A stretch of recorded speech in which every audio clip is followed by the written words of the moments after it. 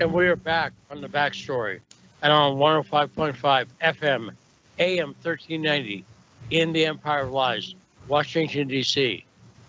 This is Lee Stranahan, and welcome to the backstory. On the line now, we have Sonia Van End, a great reporter, and she's in Moscow, Russia, I believe. Hey, Sonia, are you in Russia? Yes, hello Lee. Nice to be in your show again. Yes, I'm in Moscow. Yes, still in Moscow. So great to have you, because, of course, you've covered stuff in the Donetsk People's Republic before, but glad you're doing well in Moscow. Yes, I'm also reporting now from Moscow a lot because it's the big offensive is going on. So yeah, there's somehow a media stop just for the moment, but as soon as I'm able, I will go back to the Donbass. That's for sure. No, and we were talking about this. You've seen this Liz Truss phone hack story, right? Yes, I saw it. It's yeah, I know. It's confirmed actually what we all thought, that the UK is playing a very decisive role here. Actually, the UK and the US we know they are behind the attack on the Nord Stream 2. And now it's in the open. So yeah, it's actually it confirms what we are thinking all the time. And I would say it confirms so much of what we're thinking. And apparently Russia is going to come out with the evidence they have. But this is major. I think this explains so much that's happened in the past 3 weeks. Let's talk about the attacks on Crimea that happened recently, because we haven't really discussed this. So what happened with I'll call it Ukrainian British, is that fair to say now, attack on Crimea, on Sebastopol? Yes, we can say that. And we spoke about it last time that maybe Russia would retaliate or not. Well, they did, actually, after the attack or the sabotage on the Crimean Bridge. They straight away attacked on the Monday. And, all the cities in Ukraine are now without electricity, without gas, without water. I think the water supply is a little bit, okay. But now they know what it is, how it feels for the people in the Donbass who are already 8 years without electricity or being attacked on a daily basis. And the UK is highly involved in all this because the drones, I think they used drones. They said it was a truck driver, but maybe drones as well. I don't know for sure, but let's put the theory that the truck driver, it's what they said here in Russia, went over the bridge and there was a bomb underneath, and this is what did the damage. Fortunately, the damage was not that bad that they could fix it straight away actually, and within a few days the cars were driving again, and now buses, so it's normal again. But they retaliated to Ukraine. So I got to ask you, because the story I saw recently was, do you use the social media service Telegram? Is that something you use? Yes, I use that. Yeah. It's quite a lot of people use it here in Russia, and maybe I don't know Eastern Europe a little bit, but mainly Russia, because Telegram in Germany, it's somehow you can use it, but I think they want to block it. The Netherlands, where I'm from, I don't know. No, not many people use it. Here, a lot of people use WhatsApp, but yeah, here it's popular. Is Telegram blocked in Russia? No, not at all, because everybody is using Telegram here. No. The only thing. Right. That's because I saw a Ukrainian journalist. I use that term, in quotes, but he said that Russia had blocked Telegram, and I had not seen that, and I believe people may have lost access to it for an hour or something a couple of days ago, but Putin has not blocked Telegram, you're saying? No, you have access to. Yes, we all have access because it's very important, for journalists here. Even the Kremlin has his own Telegram channel. Ministry of Foreign Defense. Yeah, you can get information from there. So no way. No, they were not going to block that. Maybe there was some talk about blocking YouTube because according to Kremlin here and the Ministry of Foreign Affairs and everything, there's a lot of misinformation on YouTube, but so far I didn't hear. So no, it's not blocked. Now, Russia's funny because when they use the term misinformation, they mean lies and false stuff. Over here in the United States and throughout Europe, when they say misinformation, they mean things that don't match the narrative. Have you noticed that? Yeah, I know what you mean, and yeah, it's like the Russian culture is not like the US culture or the European culture. They always try to be polite, even if they say about misinformation or lies, actually, what you said.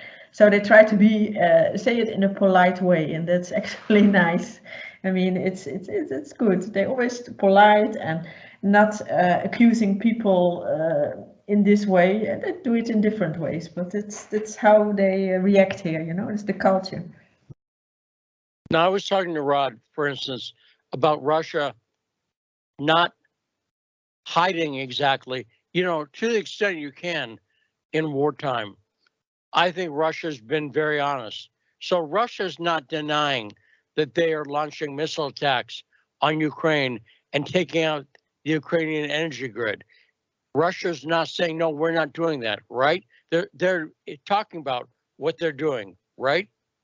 Yeah, that's true, and they're very honest about it. And I mean, I think the EU and US have to believe it. They are not attacking civilians. They are not attacking apartment blocks. It's only really the power grid, the water supply, some other military objects, I suppose, what's still there. But this is what they do, and they're not lying about it. No, from day one, you remember the Monday they started, they said that. They said so many power plants were hit, the water supply. So they're very honest. Yeah, it's. I think the EU and the US citizens have to start believing Russia more because they're open and honest about everything.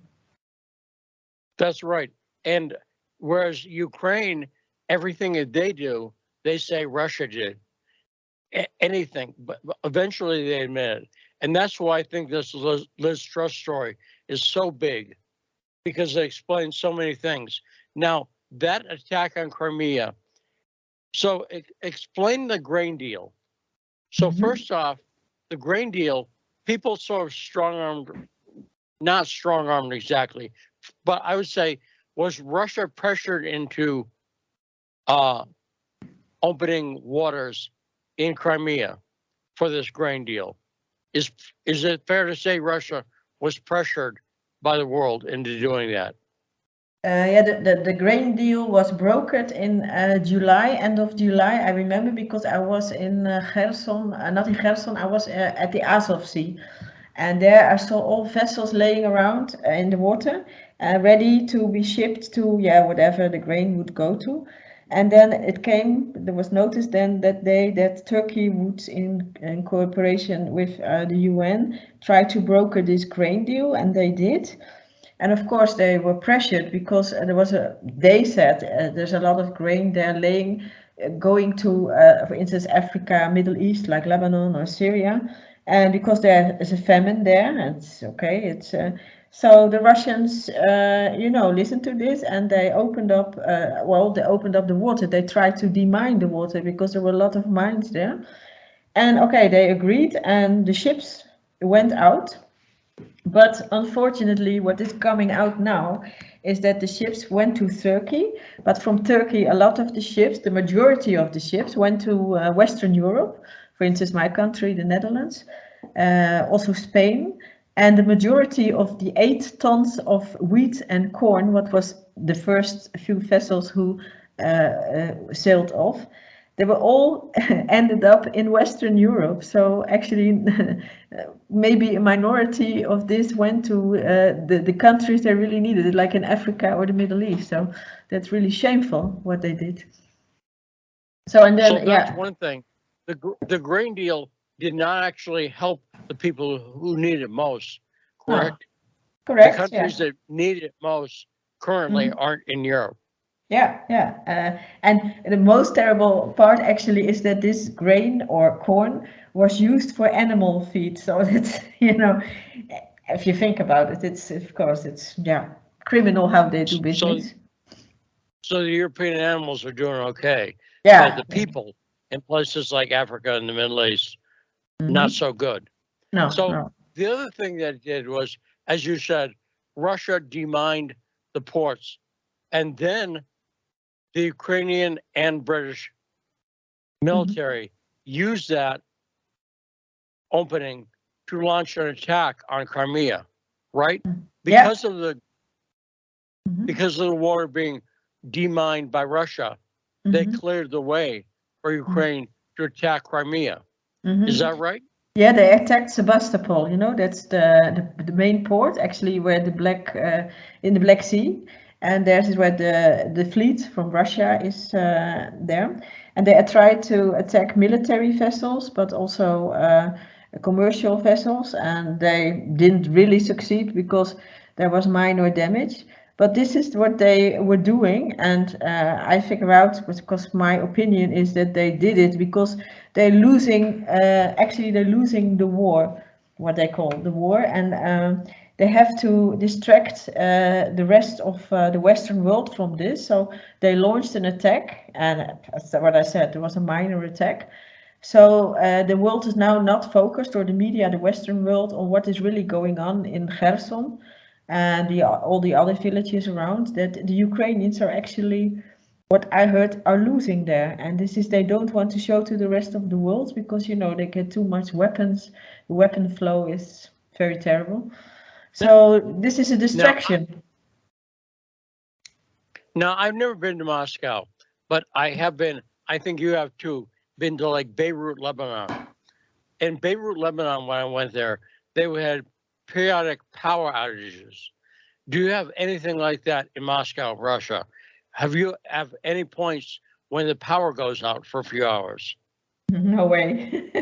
Never. No, it's really good here. We have heating. I'm sitting here with the heater because it's became cold, -2, -3 during the night. And we have gas, we have electricity all day. Never a power outage, never. Since the 8 months I'm here, so. And you were in Beirut at one point, right? Yeah, Beirut is terrible. And you know what I mean about the power outages. People who've never been in a place with periodic power outages have to understand one of the big things, and confirm this, Sonia. I'm sure you dealt with it. Yes. You can't be in an elevator, because if you're in an elevator when the power goes out, you're in the elevator for 4 hours, right?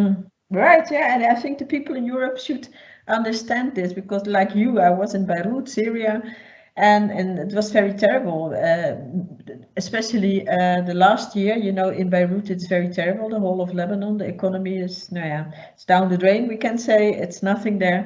People, but they don't realize in Europe, when you go to this, when you leave the fossil fuels and there's no electricity, you cannot charge your phone, what you said, the elevator will stop working, you cannot go on the internet.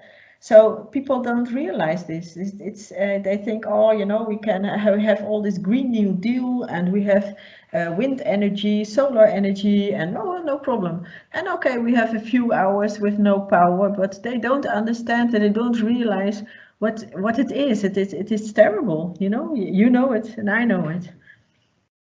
Yeah, and you said Russia's winning the war, and I agree, because for one standard, Ukraine, admittedly, like they're admitting that 40% of their power grid is out, but I think it's much more than that. They're without electricity in Ukraine, but your life is going on as before in Moscow. So by that standard, comparing Russia to Ukraine, I would say Russia's doing better. Yeah, right?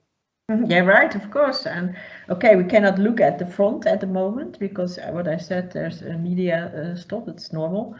But I think they are winning because they mobilized now 300,000 people, and I think so around 200,000 are now trained, very good trained, and they are sent to the front lines. And the Ukrainians, they have this high sophisticated weapons like the HIMARS, but the Ukrainians, maybe the majority don't speak good English, and to operate on a HIMAR, I think you need to speak English, or at least you have to read English. Of course, they have these NATO instructors, or I don't know, US Army instructors, but this takes a while before you know the whole thing. So I can imagine that takes a long time, and in the meantime, the Russians are advancing. So that's what I think is happening. And what are you hearing about what's going on in the Kherson region? What are you hearing about Kherson in Moscow? Well, what I said, there's a silence in the media at the moment. The media stopped, but still small things are, you can hear that. A lot of people are evacuated and voluntarily, not forced. This is what the Western media is telling again, because a lot of people there are very afraid that there is this dirty bomb, the dirty bomb thing. Zaporizhzhia is, of course, in the Kherson region, but also this Karkova dam. I visited the dam May this year. And if they're going to blow up this dam, well, it's a big disaster, of course, then the whole area is underwater. And because on a daily basis they also attack the Zaporizhzhia nuclear power plant, well, if it's too dangerous. And I also heard that from the Ministry of Defense, they are trying to make a dirty bomb, and they have all the equipment and the facilities. The UK brought it to them because Zelensky was on this Munich security meeting in 2022, I think it was February, yeah? And he was very eager to get the nuclear bomb, or to get, Ukraine has to be a nuclear state. So of course the British will help him. So that's what the Ministry of Defense found out now, that they are capable maybe to build a bomb. That's for sure. So it's very dangerous, very dangerous. Yes, and this attack on Sebastopol, this attack on Crimea, it's believed, and I think it's proven now, that the UK was in on that, right? The UK, because they're not allowed drone operators in Ukraine, right? The UK, I don't even call it a proxy war anymore. It's not proxy war if you're actually fighting the war. And in some cases, I think it's very clear. And the Crimea attack, was it clear that the UK was an active part of that Crimea attack, Sonia? Yes, of course. The UK is part of it. UK is maybe the mastermind behind it, because what I said, I don't think the Ukrainian army is that well trained. I see a lot of videos, appearing that a lot of these units are walking away because they are not satisfied with the commander or the tasks they have to do. And so the UK is definitely their master, besides the US, of course. And what you said, it's not a war, a proxy war anymore. It's a full-out war, I think. Because they don't hide it anymore. NATO is there, the US is there. I heard I don't think it's a big airborne battalion. The 101 battalion is at the border, Romania with Ukraine. So they can go in, so they don't hide it anymore. It's war. It's a war. NATO, UK, US against Russia. Now, meanwhile, Schultz from Germany, they're having a meeting about how they can take care of Ukrainians, about how they can take care of the Ukrainian people. By the way, here's one way, Germany. Here's a hint: leave them alone. Yeah, it's what Germany has is playing. A bad role. But okay, Germany is actually controlled by the US. You know that as well. You have Ramstein there, airbase Ramstein, and more air bases. They have the nuclear weapons, nuclear rockets standing there from the US. So Scholz has to do what the US is saying he has to do. And There, I think I don't know how many Ukrainians are there, and they have to do more. But actually, this is, I think, the most terrible part is this week. I don't know if you know him. It's Steinmeier. It's the actually Bundespräsident of Germany.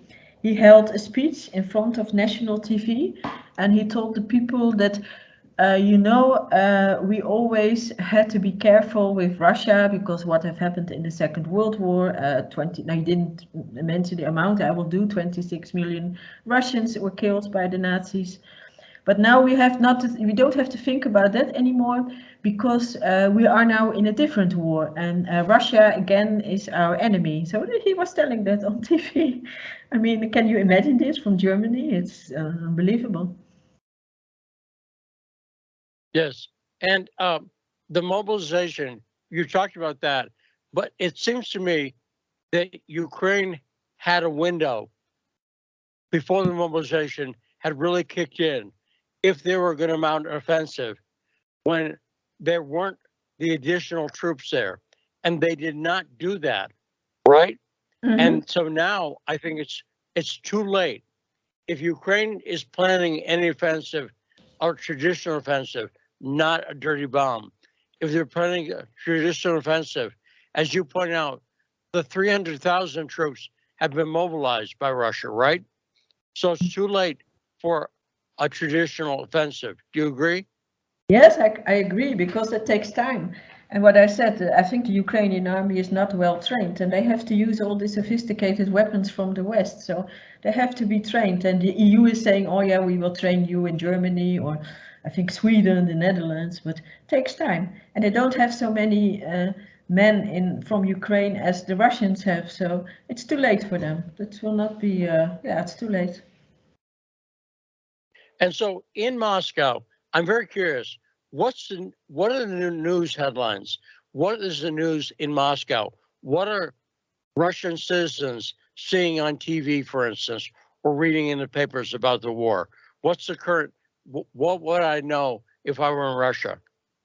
Well, about the grain deal, we see a lot, and President Putin, but also other members of the Duma speak about this, that they explain to the people on TV about what happened actually, how the grain deal came. But recently, last week, it was a hot item, was the dirty bomb, of course, it still is, and the biological weapons and the biological laboratory in Ukraine.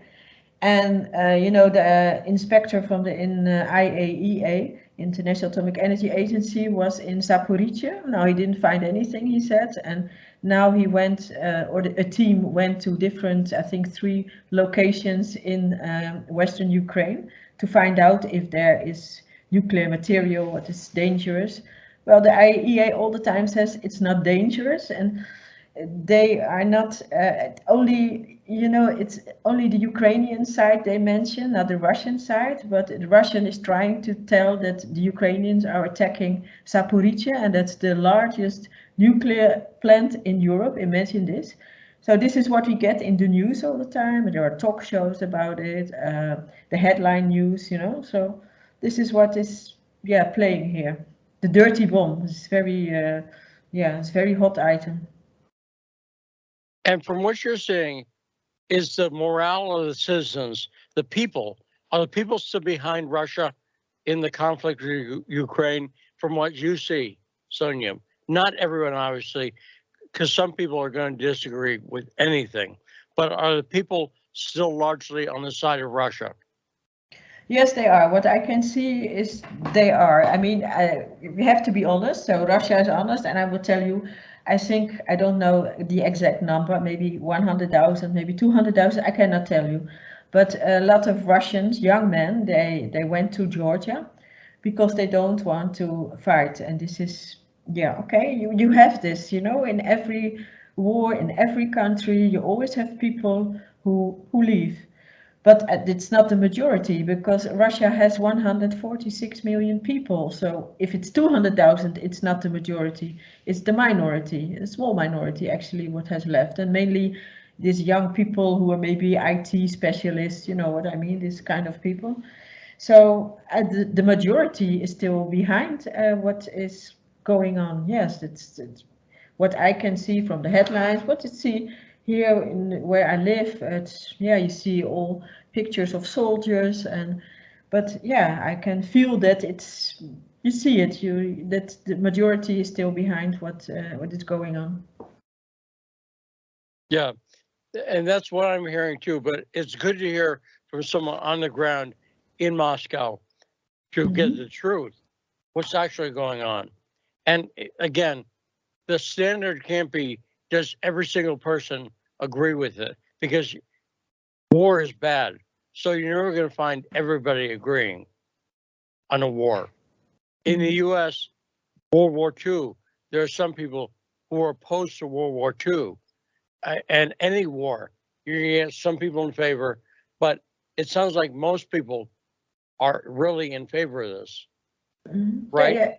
Yeah, right. And it's important to, because it was first a military conflict, but I think it's important to win this war, because I think now the Russians also know, or I mean, we try to tell them here as well, that it's not only that the West was good, and the West still people are good, but the governments of the West want war. This is what they want under the pretext of the Green New Deal and no fossil fuels and so on. They want this war. And this is bad, and Russia must be preserved from this, must be preserved from this crazy woke ideology and so on. And this is actually what it's all about, you know? Right, against the New World Order. Talk about the Green New Deal and how you see that fitting into this. Because a lot of liberals, Western liberals, are in favor of that. A lot of people on the left in America are in favor of the Green New Deal. But how does that fit into this, Sonia? Well, I think I might have it wrong, but this is what the signs say, is that the Green New Deal is actually, you know, the fossil fuels have to go. We have to go all on solar energy, wind energy, electrical cars, and so on. And but on the other hand, Europe especially, I think the US too, they are bankrupt. You know, they're printing money for years already. So they need all these things to change the whole economy, they keep on telling the people. And because of this, and they have to they tell the people that we don't need fossil fuels anymore. And a war with Russia would be good because, you know, the gas, you know, more gas, Russia is the evil one. They will not send gas anymore. See, it's bad. And we have to think of our own things to have here. We have to have wind energy, solar energy. So the war fits in perfectly for the Green New Deal, actually. Yes, and that's affected a lot of things in your country of Holland, right? A lot of this has affected Netherlands. The whole farmer protest was largely about an aspect of the Green New Deal, correct? Correct, and it is Holland is, you can say, the laboratory for the World Economic Forum. Everything is an experiment, where an experiment is the Netherlands because it's a small country. And so, yeah, the farmers have to go. I mean, 90% have to go. They even now introduce to eat worms or insects on the schools. So, I mean, it's crazy what they do. It's really, yeah, it's sick if you think about it. And I don't know where it will end. I still hope that people will resist. They do, like for instance in Germany, every Monday evening they walk around in the cities, and in the Netherlands, like this coming weekend, there's a big demonstration going on, like with David Icke. Maybe you heard that. It's now prohibited for him to enter the Netherlands. So I mean, so far with really freedom of speech, yeah, cannot come. Yeah, this so evening. David, I can't go to the Netherlands. That's interesting. No. Yeah, no, it's no, because he's too dangerous, because he's an anti-Semite. I mean, this is what they all the time say when somebody is against the norm, then you are an anti-Semite. So it's easy, yeah, easy and thing of course, to say. David Icke, I interviewed him, and he was a spokesman at one point for the Green Party. So David Icke is not a guy who hates trees. He's not an anti-environmentalist. But he's a sane person, and he sees the way that concern is being used by the New World Order. Right, Sonia? Yes, that's what I think too. I mean, you don't have to agree with everything he says, but I read some books from him and I watched him, some documentaries and what he's saying. And the majority, what he says, yeah, it's correct. He's against the New World Order. He tried to tell the people what is coming, and he was right, because we see it happening these days. And what he said, he was from the Greens and he's not a violent person. I can see that. So, yeah, but he's not allowed to enter. Yeah. An anti-Semite. So, yeah, we talked about that with him before too. That's the accusation they used against everybody at the drop of a hat now. Mm-hmm. Yeah, we had Yakov Shapiro on the show, an anti-Zionist rabbi. He's been accused of anti-Semitism, and he's a rabbi because he's against Zionism. So there you go. It's very terrible. Yeah. It's late in Moscow, so we'll get to bed. But it's great talking to you, Sonia Van Den. Thanks so much for appearing. Thanks. And let's take a short break. And when we come back, there's more on the backstory. Thanks, Lee. Bye.